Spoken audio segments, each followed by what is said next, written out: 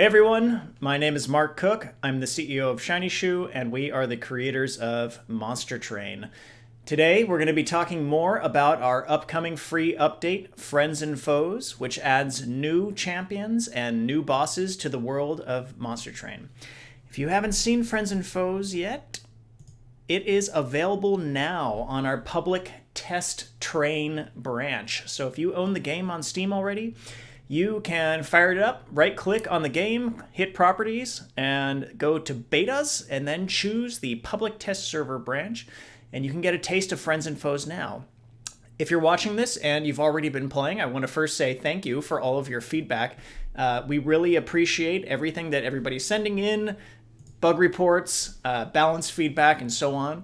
And so there's still a lot to talk about there, and we'd like to both go over, I guess, some of the things that we're hearing, some of our plans, and to make that a more productive discussion, today I have a special guest. We've got, where is it? There it is. We've got Andrew Krausnick, the creative director of Shiny Shoe and the lead designer of Monster Train. Hello, folks. It's good to be back. So yeah, today's going to be an interesting stream. So first, we're happy to do a Q&A on Friends and Foes. We're going to talk about upcoming changes that we're planning to make ahead of release. Friends and Foes is coming out September 3rd, so that's not too far away. That's just 1 week, but we're still actively working hard on the update and are going to be making a number of balance changes. So yeah, I figured we'd start off by talking about that. And then later, we've got a special treat. We are going to watch some speedruns, and we are going to commentate on them. Andrew and I have not watched them yet, so we intentionally did not watch them, so we've got like totally fresh reactions, but we've got... We know they're fast. Exactly. We know they're fast. I think one of them is the world record speed run for a normal run, and then there's an expert challenge speed run we're going to watch as well. But yeah, let's talk about Friends and Foes first. So, Andrew, what are we doing? What's going on?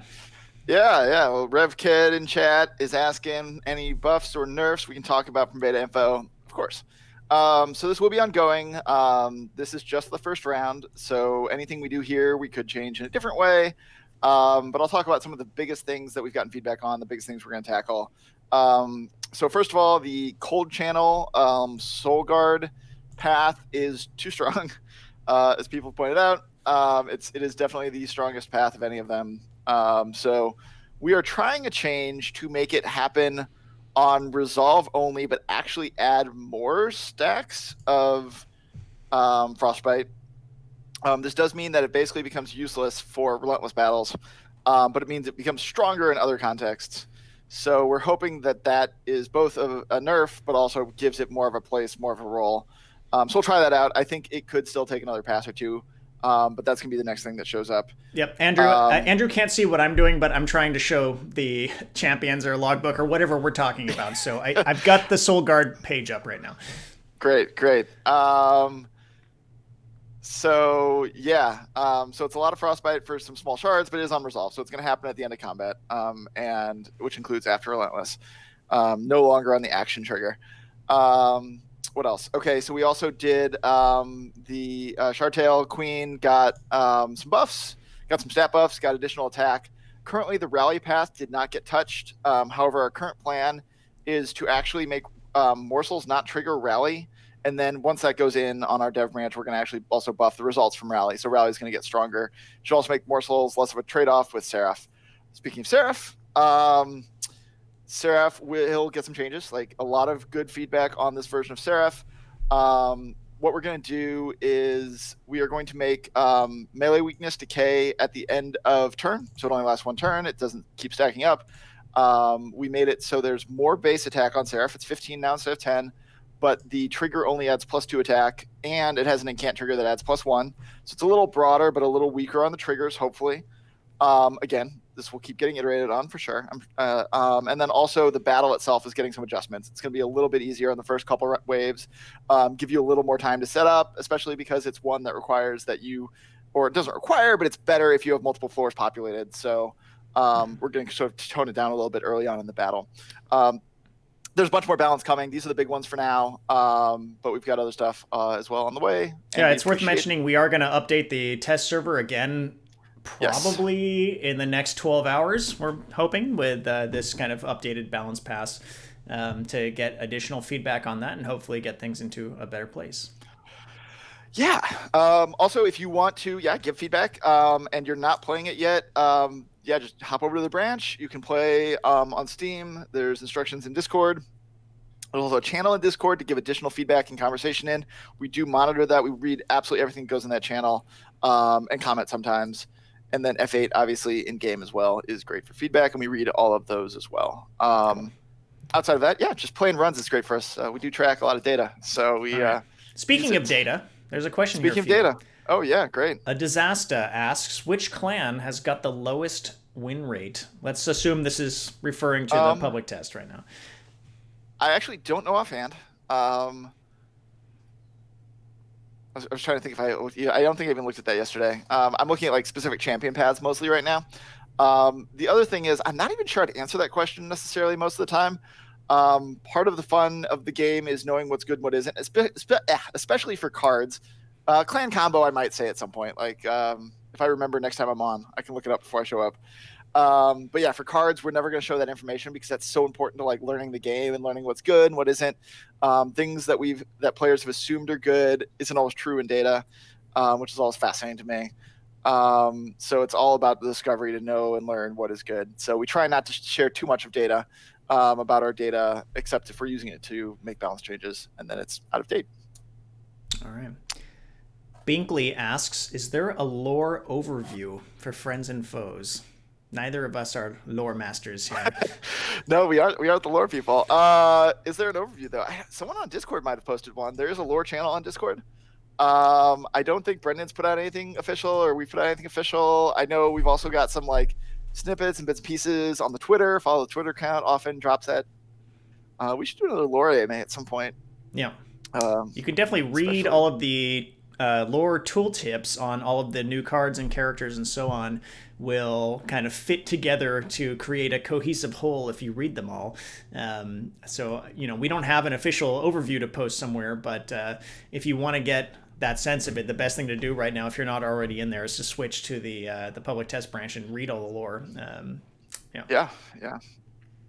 Right. There's a good question that I want to tackle. Go ahead. From Ranger Elm here. Can you explain the removal of enhancement? Yes. So this is purely a text change, and I will try to explain for the people who aren't aware what changed. So we previously sort of used the semi-keyword enhance to mean that something would persist through death, especially useful when you're playing Remnant, obviously. It just kind of confused people more than it helped. So something we are generally trying to do at this point is not make it a keyword. Instead, we are saying that all stat things increase until basically all stats increase until end of combat. So it's always going to come back. There's a few cases where they aren't. We've gotten reported. We're going to try to fix those. We're working on fixing those. And then anything else that's going to persist until the end of combat, we say as an exception. It should say like until end of battle. So basically, we changed functionality on nothing. The game itself works exactly the same way as it worked before. This is just an attempt for us to try to make more clear the way the game is working for people who are learning or new to it. Yeah. All right. Vactor says, Patient Seraph bullied me to death. Please send help. And the new Seraph has been pretty interesting to see in terms of the feedback. We are getting very polarized feedback with some people saying it's way, way too hard and others saying it's way, way too easy, which is pretty interesting and probably like points to something about like if you have a certain deck, it's too easy, and if you have a different type of deck, it's too hard. But Andrew already talked about maybe some people are just better at the game than other people. Ooh. Yeah. Brutal. No, I'm kidding. I think you're probably right. So we're making those changes. We'll probably make more. We definitely, like with a lot of this content, we want to try out really big ideas. We want everything to feel different.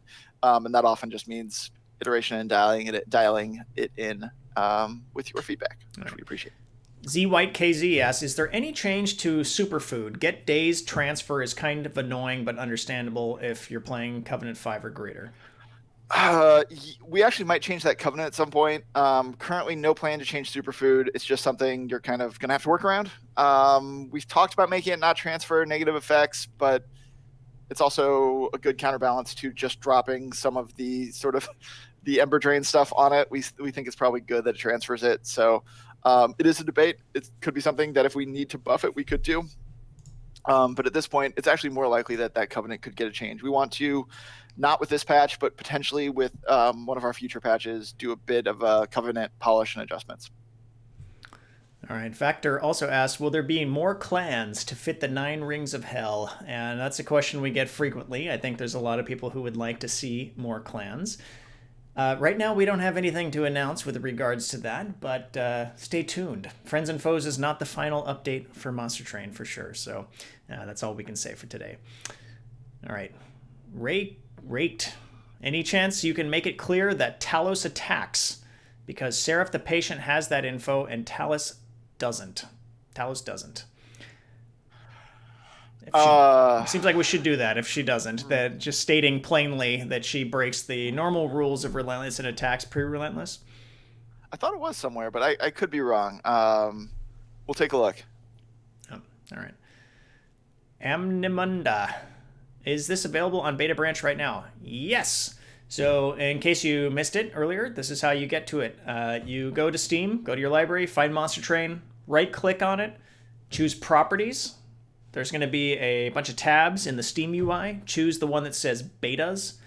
Then there's going to be a drop-down, and in that drop-down, it'll say None currently if you're on the live version of the game, and then you can choose Public Test Server.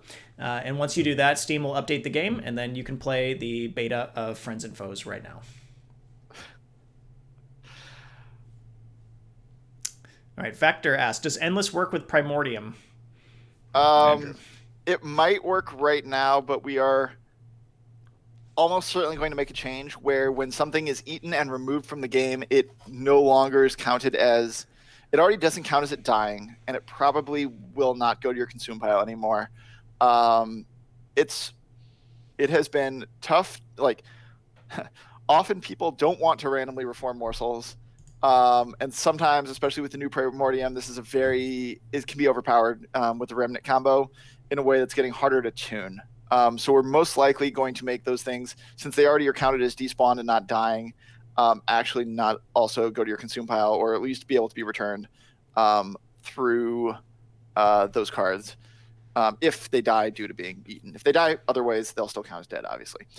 So Endless would not work in that case. Are we making that change before Friends and Foes comes out? I thought it looked like it was on the list. Yeah. It's on the list. It's on the list. The only reason I'm being a little cagey about it is like it's potentially a little complicated just in case it doesn't make it, but it's yeah. Okay.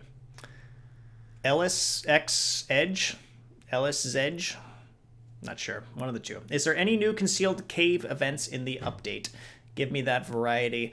Hard eyes. I would love to give you that variety. Unfortunately, Friends and Foes is focused solely around the new champions and the new bosses and the other quality of life features. So no new Concealed Caverns events in Friends and Foes. However, it's definitely on our mind. And this is not the last update to Monster Train. So be on the lookout in the future for new Concealed Caverns events. All right. Ranger Elm asks, do you test the expert challenges? Yes, we do, but I'd say our private beta testers help us test it better because they're better at the game than most of the development team is at this point. And you pay the person that comes up with the sassy descriptions extra. Well, that's Andrew. I write those. I write those personally. It's one of the few pieces of time I get to like just write in the game. I also do the imp puns. So, except Imperialist, Mary Mo came up with that one. But yeah, if you see the sassy descriptions, it's usually mine. If you see good deep lore, that's all. Oh, that's all Redbeard. That's Brendan. Yeah, a few of us independently came up. I think the community came up with it, and I was thinking about it too with the what is now called Blighted Existence expert challenge, which Andrew thought was going to be impossible to complete. That's the magic hand plus deadweight, and what's the other one? I forget. It's like the two ones that give to the two mutators that give you blights plus Magic Hand, which makes it so you can't discard the dead weights at all. But some of our private beta testers have completed it, so that one is possible. Yep. I will not claim ownership, but I'm glad people are enjoying it for some definition of enjoyment. Marmo Dev says, I made Imperialist. He screams. Oh, that's what Yeah, you got the shout out. All right, Charging Ferret says the Soul Guard, the Martyr's Frostbite Path seems very powerful, especially with its starter cards. Was that intended, or will it be changed? So we did talk about Oh, that, we but let's we say it talked about that again. earlier. Yeah, it did get it's getting adjusted. It's unresolved now, and it does plus one stack actually. But resolve, is end of combat, does not happen at all during Relentless, so that's the trade off. Definitely could still require some more changes, but that's the one we're going to try out next. Yeah, so it's substantially weaker against bosses. Right, it won't keep stacking every combat round. Right. All right, Snoogie Ball. Is there a possibility that we will get more card modifiers in the future? Would love to see more. So upgrades, I guess, from the merchant. Yeah, it's a big swing in terms of balance, like because the ones you're used to seeing don't show up as much, et cetera, et cetera. So like when there's good ideas or things that really kind of could work, we're open to it. In general, exploring more through events also is something we think is kind of cool that we could do. So it's something we're kind of cautious about, but do see the fun in. So I won't say we'll definitely do it. We don't have any explicit plans right now, but it's something we kind of like are open to. Yeah. Okay. All right. Skeeve Twitch asks, what types of changes do you consider to be worthy of a paid expansion versus a free update? Well, we're thinking about that, but for us, it's like about player value is really the main thing. If we're gonna charge for something, we want to make sure that there's enough value for the players to justify it. So, yeah, nothing to say about that at this time. Friends and Foes is a free update. I don't know, Andrew. Yep. Anything else you want to add? Sounds good to me. We're gonna make it worth it whenever that happens. All right. ZachDan1203. Is there any way we can get an option to number the cards in the hand if you use the number keys to play cards? Yes, anything is possible. We've heard that feedback before. I think it's pretty good. Yeah, I'm not sure where it is in the. I think it might even still be in the backlog. It was in there at one point. One of the best things to do to get momentum behind suggestions is to go into the Discord. The official Discord, which is at discord.gg/monstertrain. And then there's a feedback voting channel where you can post your feedback and other people can upvote it. We definitely look at that. The most highly upvoted ideas we try to do as best we can and fit in with the other plans that we have in terms of content expansions and updates. So yeah, we hear that one. I think it would be helpful for sure to have that reference. So it seems like a good suggestion. All right. Ray661. I just wanted to say thanks for listening to the feedback around R and R. R/R. I don't know what that is, but you're welcome. Yeah, I feel like I should know that. Definitely. Random and random. Yes. No, yeah. I was like, why does that sound familiar? Random. Yeah. Definitely. Yeah, and the voting channel's been great for feedback. Marimo's actually kind of taking point on reading it, but he does read it. He forwards it to the dev team. He's the funnel there. We debate a lot of it. But the wave counter that's going in this patch came out of that channel. The starter indicators for different bosses. So it's a great place. If there's some good quality of life stuff we can do. We can't do everything, obviously. Even the high voted ones we can't all do. But we do watch it, and we do really appreciate the votes in there. We do use it. All right. A Disaster asks, Mark and Andrew, why are you so heavy on capacity? Too many large stones, or is this the starting values? Deep thoughts with A Disaster. Andrew, why are we 5 capacity? It's my quarantine capacity. It's just you don't get outside as much. It's hard to move. Yeah, Andrew and I are both in California where there's been a lot of wildfires as well. So it's been really smoky outside and hard to kind of walk around or get any exercise too. All right. Damo Zavo Zenstein. Is there a chance I can randomly encounter Battlefield Armageddon? It's about the only artifact I'm missing. That is one of the Concealed Caverns events, if I'm understanding what you are asking. I believe that's one of them. Does that sound right to you, Andrew? Yes, that might be the follow-up event where you have to keep one of the cards and not use it. Keep the purge cards maybe and not use it. Mm-hmm. So if you use those purge cards instantly, often you will not see the follow-up artifact. All right. Yeah, so the concealed cavern events are randomized, so every time you start a run, you're going to get different ones. The best way to get the one you're looking for is to play a custom challenge. However, am I remembering correctly? Can you master cards in a custom challenge, Andrew? No.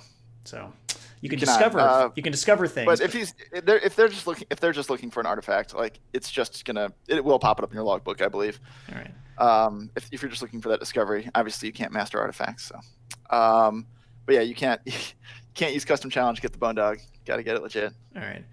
He says he knows how to get the artifact, but I'm not getting the event. Yeah, so you just have to... It's just random. Yeah, it's random, basically. All right, HG Force. Any ideas to make spells trample? Hitting 60 damage hammers on 5 HP targets is kind of frustrating. Which I know what he's talking about. It's a possibility. I mean, for sure. Like, part of the strategy is kind of working around that. Like, hey, play something smaller, take it out. Like, use synergy between bigger hits and smaller hits. I could see us adding it as a trait. It does make sense. It could go on something, or an artifact applies it to all your spells or something like that. Could be fun. So I won't say there is a plan right now for that, but we hear the feedback. It could be if it seems useful somewhere. I think probably an artifact is how we do it. Hey, maybe it's a champion ability. So I've got a Crypt Builder up, which is the hammer, I think, was being referred to here, that deals 60 damage. One thing I do want to point out is attuned. So this is a new keyword. It was listed in the patch notes, but we've had a number of people give feedback about some confusing, or they feel confused about what's happening. So if you go to a merchant right now and apply the plus 10 magic power upgrade to Crypt Builder, it's going to add 50 extra damage, not 10 damage. And the reason for that is this new attuned keyword, which, as you can see in the tooltip that's up on screen right now, it says multiply the effects of magic power by 5. So 10 magic power multiplied by 5 is 50. So the reason why we are doing that change, correct me if I'm wrong, Andrew, is to increase the late game viability of cards like Crypt Builder, which was decent early game, but then would fall off as enemy health was increasing with no real good way to catch up. Does that sound right to you? Yeah, that's basically it. Like, front target spells, and especially ones that didn't scale on their own and had some sort of big drawback to them, like a high cost or some other drawback. It was just like they were hard to balance around. Oh yeah, early game, late game, and this is a way to let spell power, scale those without blowing out spell power numbers. So, exactly, this is something that's been on my mind as a balancing tool since basically the game launched, and we kind of ran into this, and this has been the first chance to put that in. So yeah, glad to hear people are getting into it. Yeah, and we'll try to make it as clear as we can to try to eliminate that confusion. All right, Missy K0010. With the new Shardtail Queen having extra imps in her starter cards, Consumer of Crowns seems pretty easy to play. Any change going to happen with that? Start with that question first. No plans right now. We obviously keep an eye on all card values and things like that. If Consumer of Crown needs an update as a result of this change, we'll do it. But I think that basically, from my point of view, yeah, it's a little easier to play early, but those are some pretty weak imps. And so you may want to purge them, and if you keep them around, they're going to be weaker than other things. And so that is also sort of a trade-off. Like, you are making a decision to keep some weaker cards in your deck that you have to combo together to still get Consumer of Crowns out. That's still a pretty big challenge. That's still a hurdle. It's still a multi-turn play in most cases. So I am not incredibly worried about it right now, but I am keeping an eye on it. All right. Also, even though Paraffin Enforcer got a small health boost, he still seems to be pretty hard to pick because he doesn't have a real role. Any other changes planned for him? Paraffin Enforcer. Yeah, if we have to do more, that's the one that adds rage to your units with burnout. We could do, we're always kind of open to reworks to make cards more interesting. Right now for this update, it's not a focus. It's kind of an easy thing to drop on him to try to get it somewhere. Where we've done same thing in the past, like with Attuned, where we're we'll give a little bit of extra damage to these cards to try to get them to a better place. But fundamentally, we might want to go back to them later. And we do think that's a way to keep the game fresh, keep it interesting, plus make sure everything's viable. So that is on the list. That is, there's a few chosen units that are really kind of underpicked for good reason.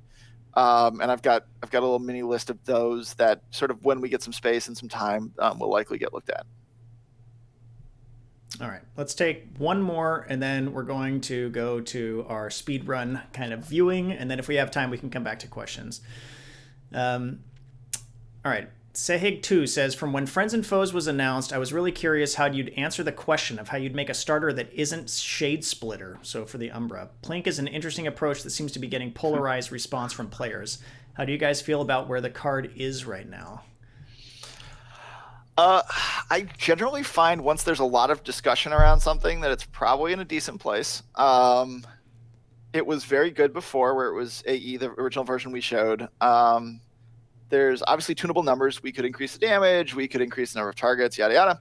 So I think broadly that what it does is pretty good. Yeah, there's no plans to change it right now. We are listening to feedback.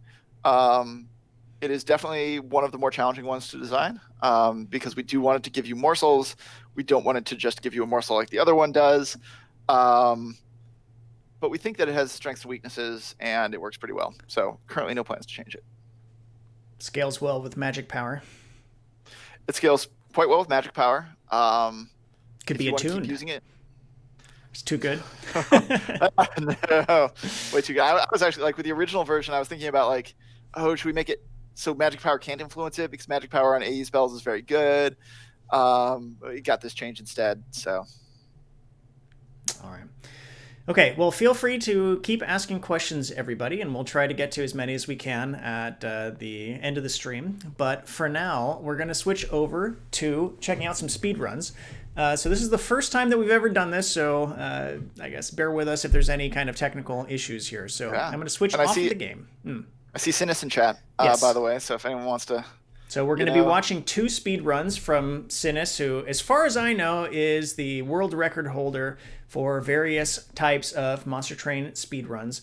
So thank you, Sinus, for speedrunning Monster Train. It's fun to watch this stuff, and I've watched some of your speedruns in the past. However, the 2 that we're watching today, I have not personally watched yet. And so Andrew and I are basically, because he's not watching the stream because of how we have our technical setup here, and the fact we're still in different places because of COVID-19. We're going to try to like press play on the video at the same time.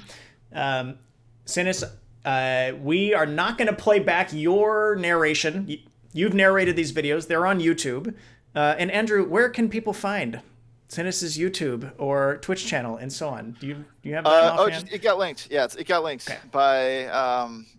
Good Shepherd Entertainment, but the channel. Well, can you say it out loud in case we have a VOD of this later? Sure. Twitch TV/Sinistream, CINISTREAM. All right. Thank you. Yeah, so we're going to say 1, 2, 3, go, and we're going to watch, and Andrew and I are going to commentate on them. And the first one that we are watching is called Sub 4 Holy Grail Monster Train Any Clan Seeded speedrun world record in 3 minutes and 57 seconds. I don't think I've come even close to finishing a run in 3 minutes and 57 seconds. I saw you do like a 10-second one the other day. Yeah, well, I'm really good at using cheats to end a run quickly, but or to die in level 1, but that's the new speed run. Not so much to do it and actually win. No. All right, well, Andrew, you ready? Yes, here, let me, I'm going to open this guy up. We're going to... Let me know when you're set, and then I'll trigger it. All right, I am at, 1 second. All right. Okay, 1, 2, 3, go. All right, so we've got Primary Clan Umbra, Allied Clan Hellhorned. All right. Sketches of Salvation. And this is specific setup. Okay. I'm not even like I can't even tell what's going on yet. All right, so Sketches of Salvation. Penumbra Trample. Right, obviously, like that means you just like drop that damage. All right, got these hotkeys putting down. It's moving fast. Moving very fast. All right, so the boss is going to be a problem. I guess the boss is going to get that second floor. It's going to get rolled. No, it doesn't. What? We're in Covenant 0. He played a morsel in front to protect and get the second round of combat, which is enough. Okay, yeah, that was... it's like score doesn't even matter. Oh my god. All right, he's got a multi-strikes Shadow Siege now. Where did that Shadow Siege even come from? It came from a banner. Yeah. Came from a banner. All right, came from the banner. Was it trial? Banner. All right, so the Shadow Siege is going to start showing up. Yep. On that guaranteed play. That's, always good.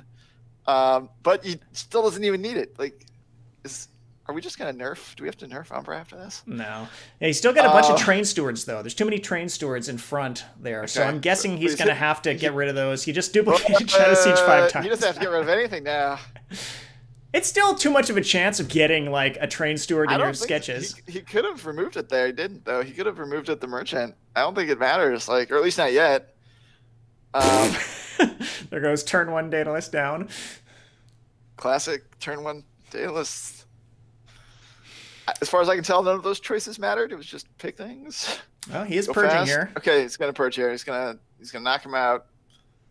I guess that's important. Skipped the Dark Forge. Doesn't even need to upgrade his champion anymore. All right, yeah, this is like it's all about that middle floor. Didn't even play the champion this time. It just gave up on the champion. Champion was just to get set up, right? And now this is just ending turns. Is he even playing? Nope. Yeah. He was clearing out the what the absolvers are summoning, the Weight of Contrition. I assume because we scroll the camera up to the pyre. So to avoid that's really interesting. Taking that time. quickly play them. Comes another purge. And feels confident those stewards should go. Well, I think now he's guaranteed. He's got no other units, so it's guaranteed 4 Shadow Sieges every time.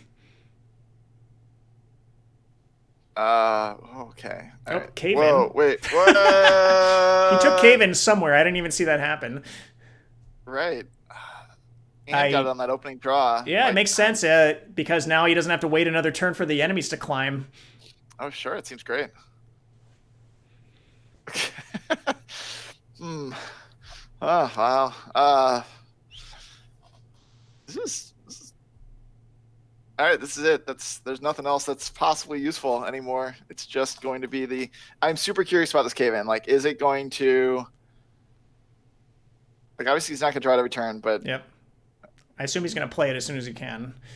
Oh, maybe not. Actually, this is just the kill right here. I think. Yeah, that's just going to happen. 5 and 7. Yeah. So just the ones that aren't going to have a flying boss, because otherwise, just yeah.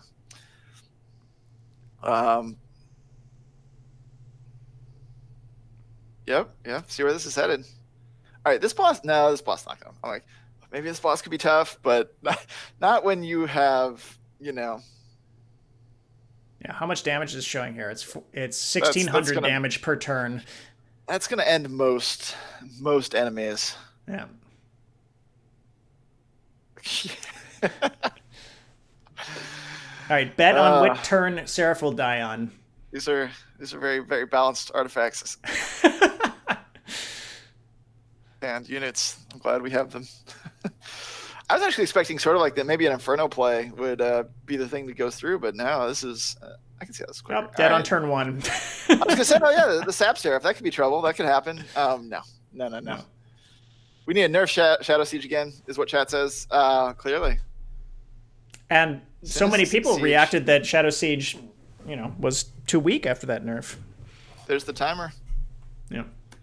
There is the timer. All right, so the other one we have, which is a little bit longer, that I'm now extra interested in after seeing that. Because I also think it's a different strategy. So that was Covenant 0, which is, it's kind of baby mode. But the next one is Covenant 25, which is not baby. It's the opposite of baby mode. Most people can't even win. It's the True Champion Expert Challenge. World record speed run, 11 minutes, 12 seconds by Sinus again. True Champion is an expert challenge where your normal champion is gone and it is replaced by Dante. Right, and I believe Dante also starts in your hand at that point, gets a trait that we don't use elsewhere that makes it start in your hand. Okay. Do you have it open and ready to go, Andrew? I have it open and ready to go. Okay. And just as a reminder to everybody too, all expert challenges are at Covenant 25. So presumably this is going to be considerably harder, but we'll see. I can kind of imagine how Dante is going to get buffed up here. But all right, let's go. 1, 2, 3, go. He's taken a trial. That's already different. Right? Yeah. Okay, so we've got Dante in starting hand. Did not play the candle, so took that. Is going for the coin, so already sort of cares a bit more about stats. So in chat, Sinus does say that this is less of a planned strat, like the last one, presumably, and more of a, like, play the game quickly kind of thing. Makes sense. It's always that multi strike on the highest speeds. Always a little funny. Yeah. He got Razor Sharp Edge as his first card draw, which is going to scale really well with Dante because of the stacked up multi strike.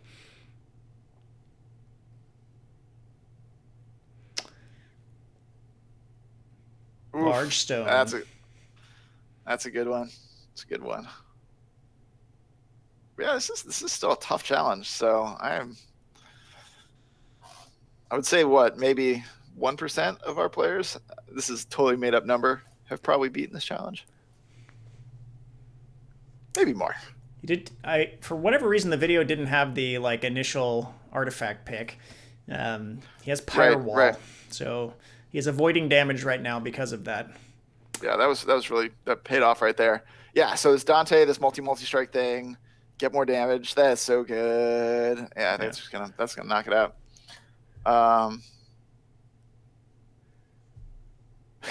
Took Wildwood Sap for regen and then skipped the second card. Okay.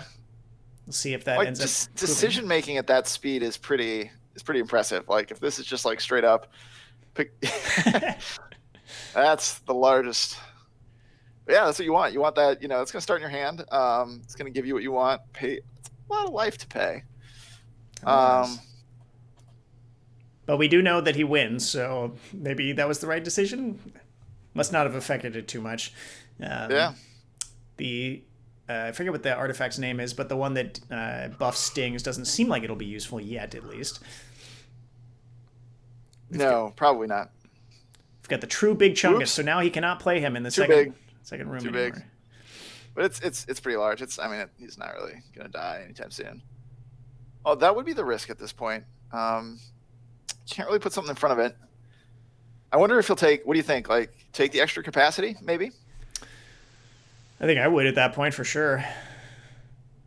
Put something in front. Yeah. Yeah, we'll see. That's. Ember seems like, I don't know. They've got their own. So he keeps wanting to play a steward there. Yeah. Spike of the Hellhorned. Seems like a good pick. Get that damage. It's a reason to take Ember also, which he did take. Went for the Ember. Okay, so just going to go armor and heals. All right. Get the health. Yep. Efficient. What is your purpose in life, Train Steward? According to Reddit, your purpose is to be purged.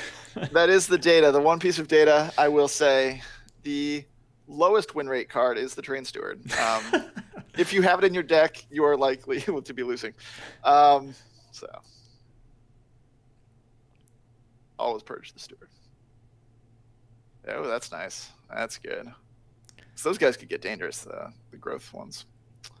Nice little route there on the collector, which, if you don't know, keeps them from running away.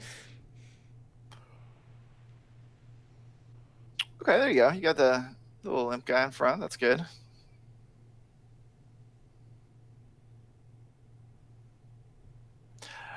That's interesting too. That initial pyre armor is helping with the candles. I sort of missed that earlier. That's pretty good.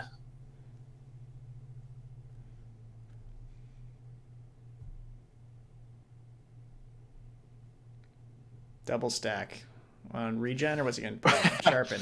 Yeah. That's the one that did get the nerf, the double stack. This patch, people have been talking about. Now he's got holdover on Razor Sharp Edge. Oh, and he got this event too. Oh my god, that's awesome. Was this seeded also? I guess not. No, he said not seeded. He did restart though. He restarted for the sharpen specifically. Not the pyre wall, but worked out. Yeah, 2 large stones, and then getting the shrink ray, as we used to call it internally, onto Dante. That was the first event we made. Definitely good that he didn't take capacity now. Don't need it.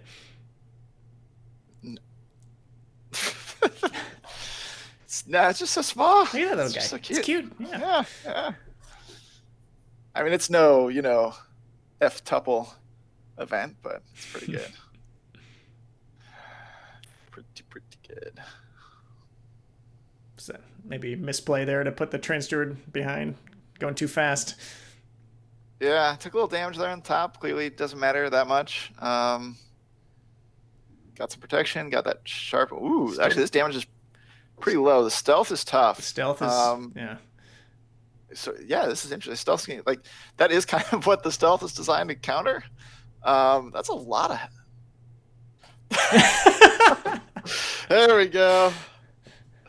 That's what happens. Like, what happened there? So the timer does count for what it's worth for anyone who's curious. That previous battle that was reset, the timer does count towards the final time counter. So if Sandus had not reset this would have been a quicker run. Right. So for the purposes here, yeah, it's interesting. It's funny though. So now we're going to have more time for armor to build up on the Steelworker. And he's got the card that he can add armor. I forget which one it is. March of Shields, I think. Yeah, and you're going to get, maybe you can even get some stewards on the bottom floor or something to like wear a couple of rounds out of stealth. That makes sense for the stealth. Yeah, to combat stealth. Yeah. There you go. So you're going to have a steward there, maybe drop another one even. He also gets another... that floor is a monster. Well, you didn't get what you thought. So he's got another turn to build up more razor sharp edge as well. So I only got one stealth. Yeah, you pull off one side. That's still pretty. Are we just gonna do? So it's still looking rough. Yeah, this is gonna be another restart and like a third strategy here. See, we didn't watch this video before. Yeah. Yep. Here we go. The shave. Oh, he lost 2 seconds clicking on settings by accident too. It looks like, or was that a strategic play? Is there something that like happens that I'm not aware of? Third floor. Assuming no bugs, the game is fully deterministic, and we think it is. We're pretty sure it is. So, the kind of like enemy layout and everything is going to be exactly the same. The order of operations is going to be the same. So the only thing that's changing here is what Sinus's decisions are. Right.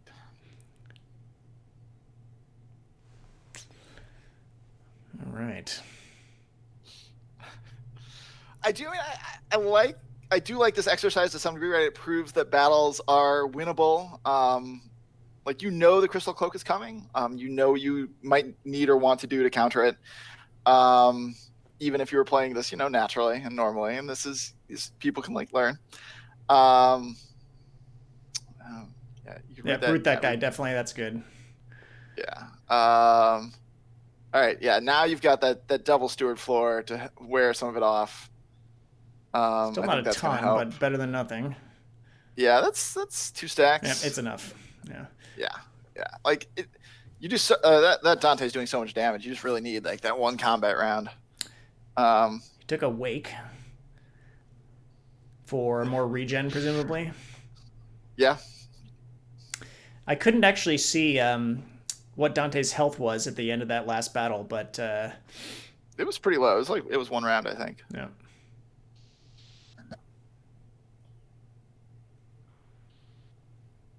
What's he looking for?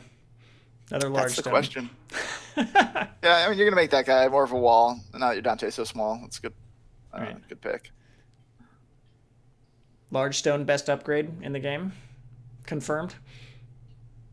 Is that Especially if you here? Make it small again. Large stone's pretty good. Stats, what doesn't love stats?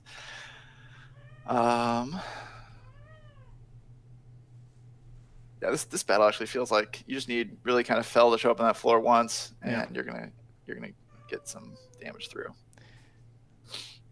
I guess that's gonna hold you back, the fact that it's the bottom, but yep. Sinus says pet your cat. Yeah, my cat's meowing down here. Sorry. All right, what do we got? Yeah, this is looking pretty straightforward. This battle. Yeah. No surprises. Got the nice juicy front wall. Gonna get some damage in. Definitely aggressively plays the sharpen on the back row, which is interesting. Razor sharp edge. Um, Yeah, I think Razor sharp it's edge. Yeah. because it blocks, like, if he didn't, it would block a full hit of 70 or 60 damage or whatever to kill the 2 health guy. Yeah. Sometimes I just like those big numbers too much. I would be really tempted to put it on the guy that attacks 6 times. I think I would be too. I probably would have done that. I mean, you still would have had no problem winning that battle based on how that just played out. Probably. I mean, is there anything that's going to pose a threat at this point? Seraph is always. I actually didn't look at what variant of Seraph this is. It looks like cleanse. The video skipped the beginning. It is the spell one, it looks like. Oh, spell consume. Spell consume. Which means razor sharp edge, right. which has holdover. You just have to be smart about playing it. Wait, when did he get another Dante? I didn't even see that. I'm sure he hit the dupe. Since it's not technically a champion, got it. You can duplicate it.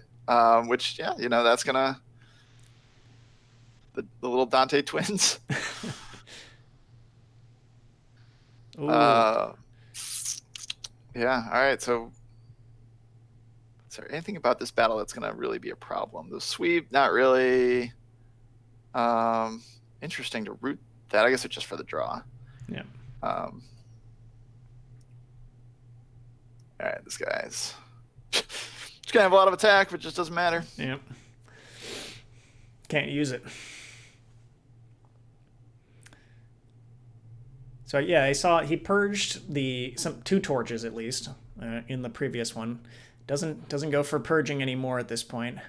Another Dante. Yeah, it definitely feels like I'm trying to figure out why right over left here. Like health, definitely picked a lot of health, which is always good. It makes it safer, especially when it's relatively arbitrary. Obviously, the dupe is great.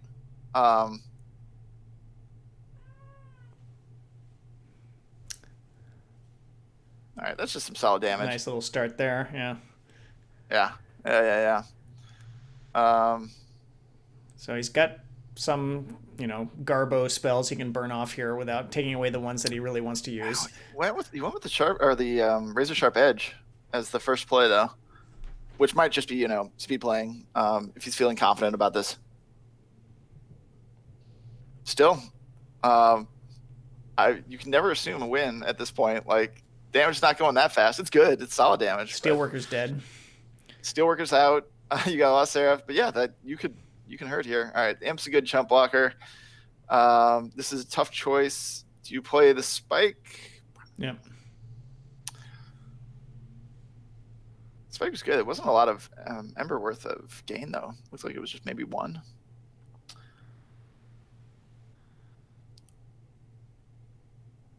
But yeah, that high health means you can kind of ignore the little jerks. Seraph's dropping in the train. He still got over half the health gone on Seraph. Here we are in Relentless. And we're on Relentless. Yeah. He's all won. Right. But it looks good. That's it. Get to see the little machine guns going back and forth against each other. Consume Crown is super good. Pew, pew, pew, pew, pew, pew, pew. There we go. All right. So obviously a strong run, but there was, things that could have gone faster. Not restarting a battle twice will make your run a faster run because that does get added to your total. Yeah. So hopefully the community gets in there and let's see if anyone else can do it. Yeah. Sinus has been rocking it though. Some really strong runs. Yeah. And some new mastered cards. Congratulations. Oh, there's new mastered cards here? I should keep playing. There was. I paused the video. Let me play it out. Got to see that mastery.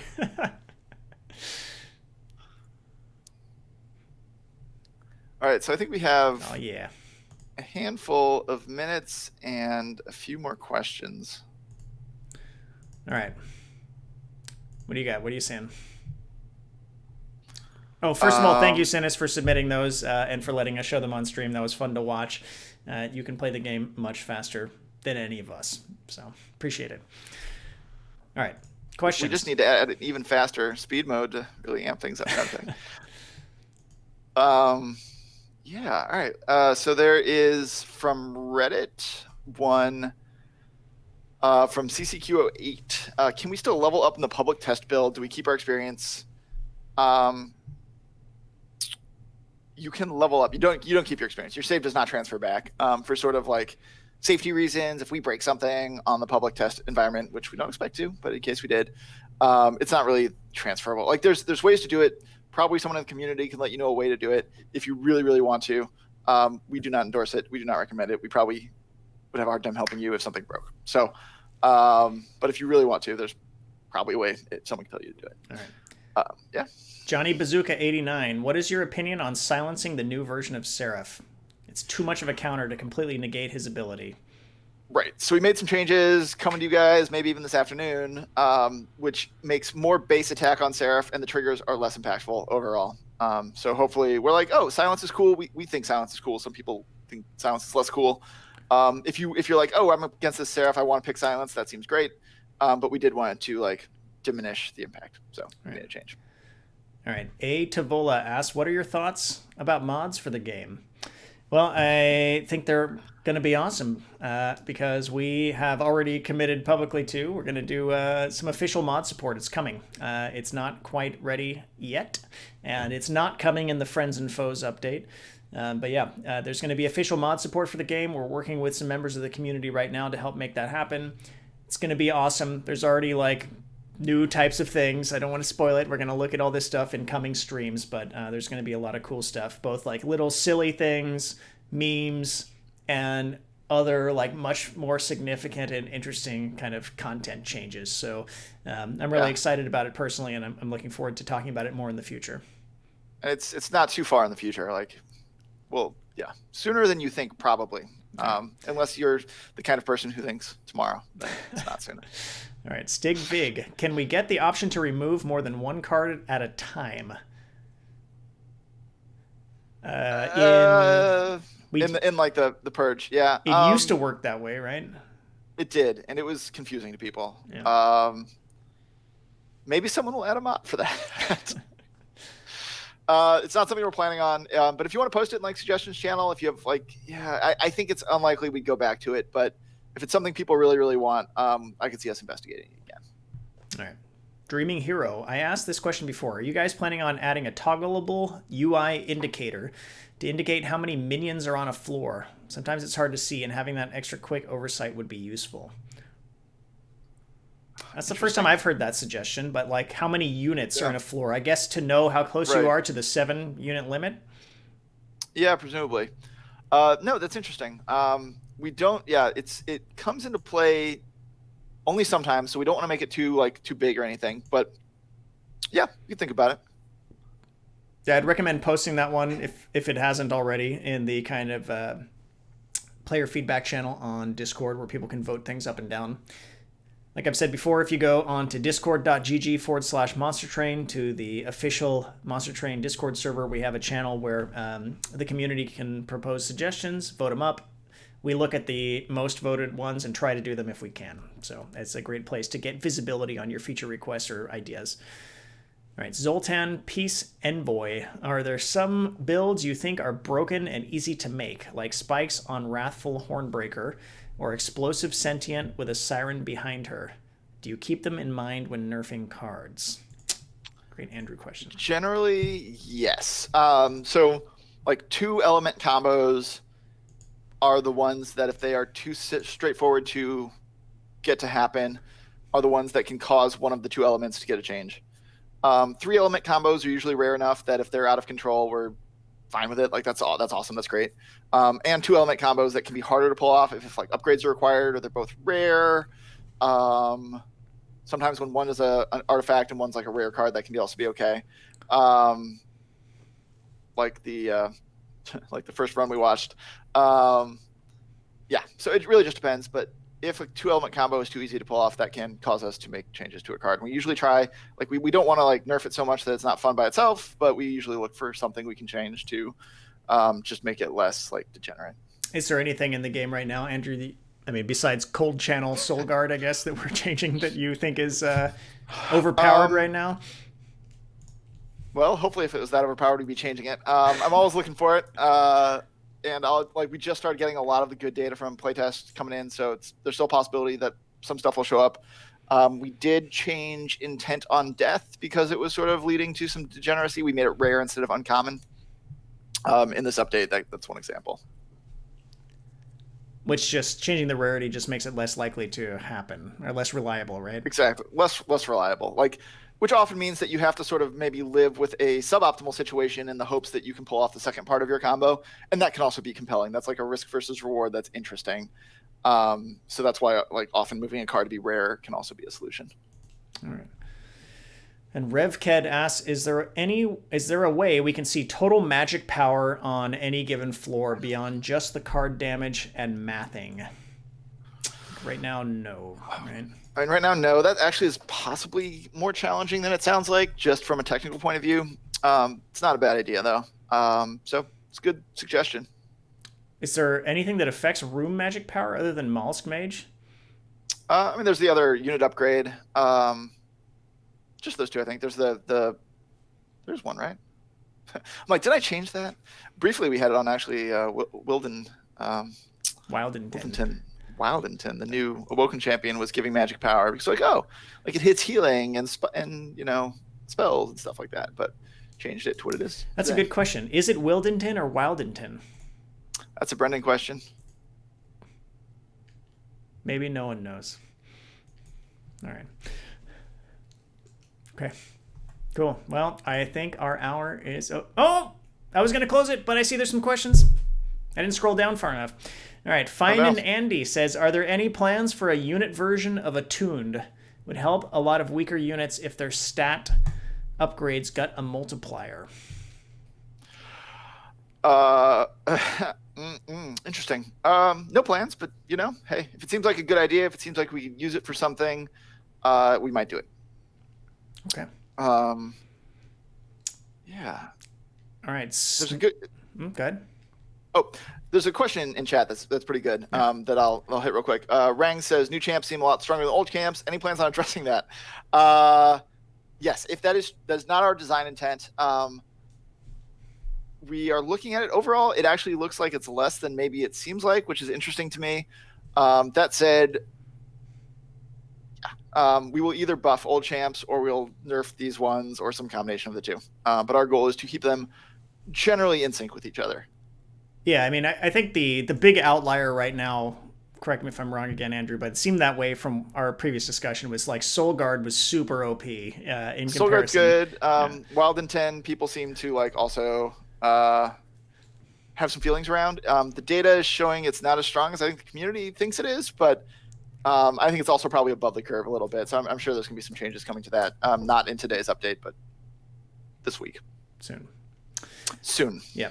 But yeah, like Andrew said, it's definitely, these champions are not meant to be straight power increases. It's meant to add to the, I guess, broad, different types of decision making that can happen in the Monster Train world in a run, and not just be the default pick for a clan once you unlock them. Speaking of unlocking, just as a reminder, when you get your hands on Friends and Foes, you must be clan level 5 in the clan of choice or whatever you want to play to unlock the new exiled champion. For many of our dedicated players, that means you're already going to have them all unlocked as soon as you update. But if you're a newer player or are not yet level 5 on a specific clan, you'll have to level up a little bit to get access to the new champions. And one last question that we'll answer before we wrap things up. Why 3KCJD5? Any chance? Or Yexjuds? Any chance the game shows up on GOG, aka GOG? Yes. Yes, there is. In fact, it should be coming soon. So, yeah, we're happy to announce that we are going to be coming to GOG, to GOG, in the near future. So I don't know if I'm allowed to say what day specifically yet, but we are coming. So I know a number of people have asked us that in the past, and yeah, happy to say that we are. We're coming to GOG with full Galaxy integration. So look for that soon if you are interested in playing Monster Train on that platform. All right. With all that said, thank you very much. Our Friends and Foes update is launching on September 3rd. And we are continuing to work on it in the kind of public test server that we have going right now. If you'd like to participate in that, you can go to Steam currently. If you own the game, right-click on it in your Steam library, go to Properties, choose the Betas tab, and then choose the public test server in the drop-down to switch your build over. And then you can play Friends and Foes now to get a preview of the content. But the official launch out to everybody is coming on September 3rd, and we're really excited to get that out. And we really appreciate everybody who is currently playing the game now to help us improve the experience and improve the balance.